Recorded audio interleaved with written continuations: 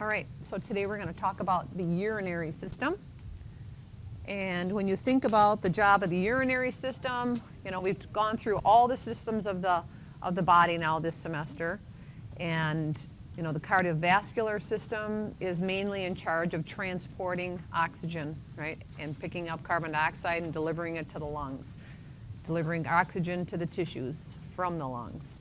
So the respiratory system, its job was to get the oxygen into the blood and remove the carbon dioxide from the blood and get rid of it out of the body through exhaling.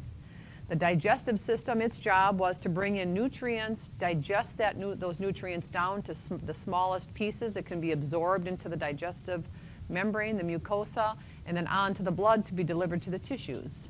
So the job of the urinary system is to take the byproducts of metabolism, like the nitrogen that we get from breaking down proteins, the electrolytes, the ions we get from our different food particles, potassium, sodium, chloride, magnesium, calcium, balancing those electrolytes in the blood. Excesses, the kidneys are going to filter out, right? And deficiencies, the kidneys can reabsorb and put back in the blood. So the kidneys are the body's filtering system. It takes the blood, filters out the wastes, excess nutrients, delivers them to the bladder if we don't need them anymore, or sends it back to the blood if we need to hang on to those nutrients. And glucose is one of those. Even though it's squeezed out into the kidney, it's reabsorbed back from the kidney to the blood. We never see glucose in the urine unless a person has extreme exhaustion, like maybe running a marathon, you know, lots of physical stress on the body. They'll sometimes spill glucose because that happens. We get excess glucose in the blood when glycogen is broken down during the sympathetic response, or if someone has diabetes, right? So there's too much glucose for the kidneys to handle, and that excess glucose in the blood from uncontrolled blood sugar control ends up in the urine. So typically, though, we are very selfish when it comes to glucose. Our bodies are. Any excess glucose is stored in the muscles as glycogen, in the liver as glycogen, or anywhere under the skin as body fat. So looking at the urinary system here then, we can see we have a pair of kidneys. Notice that the left kidney is a little higher than the right kidney. There's two glands that sit on top of the kidney that are part of the endocrine system, so we're not going to talk about those glands. They're called the adrenal glands. They're part of the endocrine system, but their location, you know, being on top of the kidney makes us think that they're part of the urinary system, but they're not. They're just housed there, and that's it. So we know that fresh oxygenated blood is delivered to the kidneys via the renal artery, but that blood has not been filtered yet. So that is unfiltered blood needing to go to the kidneys to be filtered, getting rid of the waste, and then sending it back to the general blood supply via the renal vein and then the inferior vena cava. So the inferior vena cava is going to contain filtered, clean blood from the kidneys. The abdominal aorta is going to have unfiltered blood with lots of wastes that need to be filtered going into the kidney. But the oxygen levels are opposite, right? Oxygenated blood goes in through the artery to the kidneys, deoxygenated through the renal vein, going back to the heart and then up to the lungs. So as these kidneys produce urine, that urine is drained to the ureters by peristalsis. So we can hang upside down and we'll still have delivery of urine from the kidneys to the bladder by peristalsis, those wave-like contractions to the bladder. And the bladder stores the urine until it's convenient for it to leave. And then it passes through the urethra. We have an internal and external urethra, just like we saw in the anal canal. The internal we cannot control, made of what type of muscle? Smooth muscle. The external urethra we can control, so that must be made of skeletal muscle. Okay, so moving on then. Functions of the urinary system, we already mentioned, is to filter the blood. It can also regulate our fluid balance. So if we have too much fluid on board, we're going to see an extra amount, excess urination to get rid of that fluid if the kidneys are working properly. And now as we age, a lot of people end up with kidney disease, and then the kidneys are not producing urine like they should, and then that extra volume stays in the blood. And if we have too much volume in the blood, what does that affect? What organ has to work harder if there's extra volume of blood in the body? The heart. And that can eventually lead to heart failure, which is a #1 cause or disease of the cardiovascular system is chronically high blood pressure and the heart trying to work against that pressure to pump its blood, and then it eventually starts to fail. So it regulates blood volume, the concentration of blood solutes, and again, some of the solutes we see that enter the kidney from the blood, it's whatever's in plasma. So the red blood cells, white blood cells, platelets, big proteins, that stays in the blood. That's not filtered by the kidney, but the rest is filtered out. We don't filter all of we don't get rid of all of this fluid. A lot of it is reabsorbed back, but common blood solutes, again, are all those electrolytes, all those ions we bring in via our food. We talked about sodium, potassium, calcium, urea, which is a breakdown product of nitrogen, which we get when we eat protein, and then hormones, excess hormones that we don't need anymore, breakdown products of metabolism, lots of glucose, we talked about that. If you're taking antibiotics, the breakdown products of medicines, all of that. And then it also can regulate pH. If it can regulate solutes like ions, what number one ion is in charge of creating acid conditions in the body? Yeah, hydrogen ions. So pH is a measurement of hydrogen ions. So the kidneys can excrete excess hydrogen ion. And what ion creates basic conditions in the body that can soak up excess hydrogen ion? Do you know the other ion that we see that carbon dioxide is directly linked to, and it's carried, carbon dioxide is carried most as this ion? Bicarbonate ion. Yeah, bicarbonate ion is another ion that can be controlled through the kidneys. So blood cell synthesis. The kidneys secrete a hormone called erythropoietin, and that is a hormone that controls red blood cell production, indirectly though. If oxygen levels are low in the blood, that stimulates erythropoietin synthesis by the kidneys, and that erythropoietin tells the bone marrow to make more red blood cells. So that's why people go and train in the Olympics up in the mountains, because there's less oxygen there. What is that going to do to this hormone? Is called EPO. You can just abbreviate it if you want here in the notes, EPO. Why would they train up in the mountains? What is that going to do for EPO production? Increase it. So they're going to have more red blood cells, more oxygen carrying ability in the blood, so when they go back down to perform at sea level, they can go the distance because of that extra red blood cell. Now, is that going to thicken the blood, do you think, if you have more red blood cells compared to plasma? It can. So as long as it happens naturally, the blood volume will accommodate. But some people are doing what's called blood doping, and what's his name? Lance Armstrong lost his trophy for the Tour de France because he was caught doing blood doping. And when he was confronted with it, his response was, well, everybody else does it. So that was not really a good response. But what they do is these professional athletes will be under a doctor's care. The doctor will remove a large volume of blood, enough that they can handle, store it in the refrigerator. The body responds by secreting more EPO, and then when it comes time to perform at just the right time, the doctor comes and gives that blood back to that athlete. So then they go in, again, they have more red blood cells, and they can go the distance. So that's called blood doping, and that is illegal. So they had to add an extra level of testing now to make sure that that athletes are not participating in blood doping. But if you have really bad lungs, you think that is kind of a natural way to get extra EPO production? Yeah, because if you have chronic lung disease and you have low oxygen levels, your kidneys are secreting more of this EPO, and as a result of that, you're getting more red blood cell production. But again, the danger of more red blood cell production is doing what to the blood? Making it thicker. And thicker blood increases your risk for what? Blood clots, yeah. So people with thicker, higher hematocrits are going to be more at risk for blood clots. Okay, so that's another function then, is that EPO, that it's called erythropoietin.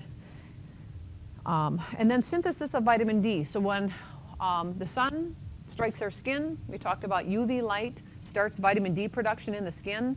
That travels to the blood, goes to the liver. The liver changes that molecule a little bit to get it in the form of active vitamin D, but it's not quite activated yet. When it passes through the kidneys, the cells of the kidney activate that molecule of vitamin D. Then it's secreted to the blood where it acts in the digestive tract to help us absorb. Vitamin D is the date or escort for what to pass out of our digestive tract into our blood and into our bones. Calcium, yeah. So vitamin D and calcium are partners for transport out of the digestive tract into the bloodstream. So you need vitamin D as well as calcium. And if you look at a gallon of milk, like we talked about the skeletal system, you're going to see vitamin D fortified because we want to make sure people are getting enough vitamin D to get that calcium into their blood and keep their bones strong. So that's the job of the kidneys, is to get that vitamin D in its final form so it can be used by the body. We also know that every cell in the body has receptors for vitamin D, almost every cell, as far as if you look at what the research says. So there's a lot of what we don't know about vitamin D. We know vitamin D has to do with immune function, it has to do with mood, and bone strength. So there's probably a lot more we need to learn about vitamin D. So if you're not taking vitamin D and you have issues with depression, fatigue, feeling kind of lethargic, it might be worth having your and there's no other cause for it. You might have your doctor check a vitamin D level. Oftentimes people are deficient. 80% of Americans, they say, across the country are deficient in vitamin D. So we used to say, oh, it's a fat-soluble vitamin. We don't want it to build up in the body, so we only need about 400 milligrams a day, or whatever the unit is. I think it's milligrams. It might be MIU, I forget. Anyway, it's much larger than that now. My husband needed to supplement with vitamin D because his vitamin D level was low, and he needed 10,000. So we've learned and come a long way with our understanding that we know a lot of us are deficient. I take 2,000 a day in my vitamin regimen. Okay, so that is the major functions of the urinary system. So the structural and functional unit of the kidney, of the urinary system, which again we've talked about all semester. Every body system has a functional cell that's doing the job of that system. So in the digestive system, it was the simple columnar cells that do the digesting and secreting necessary to get those nutrients down to the smallest bits and pieces and into the blood. And then it was the alveoli that we saw in the respiratory system. It was the sarcomere that we saw in the muscular system, the osteocytes, osteoblasts, osteoclasts, and the skeletal system, right? All of these cells are the structural functional units. So in the kidney, it's the nephron. So it's a structure made up of mostly either simple cuboidal or simple squamous cells that are absorbing and secreting into that tubule, which is the nephron. So this network of tubules here make up the nephron, and the cells that line that tubule are what are secreting and absorbing back to the blood depending on what the needs of the body are. So when we look at the first part of the nephron, we see the Bowman's capsule, which is this cup-shaped structure, and then that leads to the proximal convoluted tubule here, and then the loop of Henle is this long, thin, narrow structure that dips down into the medulla of the kidney, and then we have the distal convoluted tubule, and that's the end of the nephron. This long, straight, tree branch looking structure is called the collecting duct, and that collects urine from more than one nephron. So the nephron ends at the distal convoluted tubule.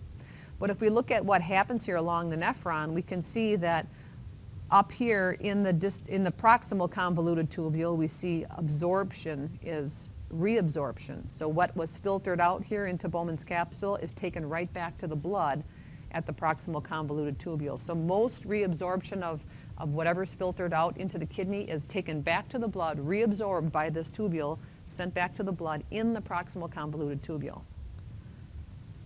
So it all starts with filtration. So when you look at the structures that form the kidney and begin this process, we have this little tuft of capillaries called the glomerulus. And the glomerulus is part of the vascular system. It's a capillary. So it has an arteriole that brings the blood into the first part of the nephron, which is Bowman's capsule, and only the plasma is squeezed out and enters Bowman's capsule.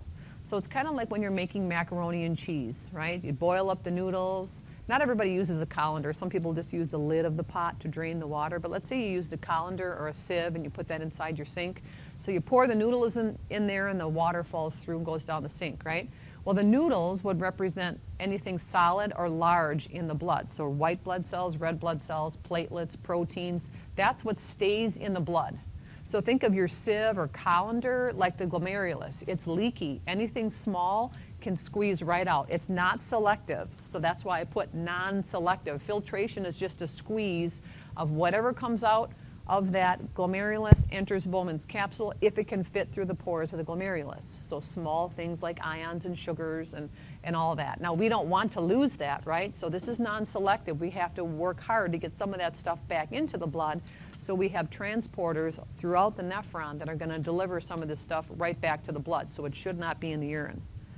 So we can see blood cells and large molecules are what stays in the glomerulus, and then plasma and other small molecules enter into Bowman's capsule.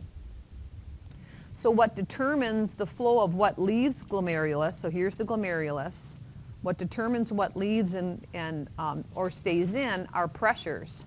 There's hydrostatic pressures that are based on the amount of fluid. So the more fluid entering in the afferent arteriole, the more push there is out of the capillary. So hydrostatic pressures push out of the capillary. And then osmotic pressures depends on the solutes that are left in the glomerulus. Osmotic pressures suck in, because we know that water flows by osmosis from more dilute to more concentrated. So the more concentrated stuff there is in the glomerulus, the more that's going to suck fluid into the glomerulus. And then the Bowman's capsule has fluid in it, a hydrostatic pressure that pushes fluid out of Bowman's capsule into the capillary. So there's this balance here of these three pressures that's going to determine how much fluid actually leaves the glomerulus. So again, hydrostatic pressures are based on the amount of fluid pushing out of that space.